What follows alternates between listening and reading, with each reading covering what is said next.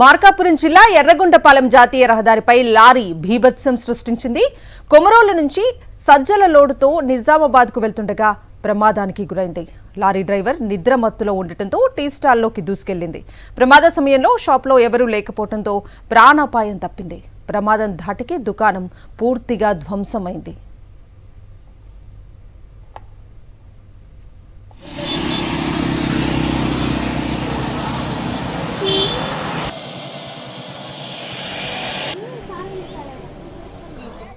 మార్కాపురం జిల్లా ఎర్రగొండపాలెం జాతీయ రహదారిపై లారీ భీభత్సం సృష్టించింది. కొమరోలు నుంచి సజ్జల లోడుతో నిజామాబాద్కు వెళ్తుండగా ప్రమాదానికి గురైంది.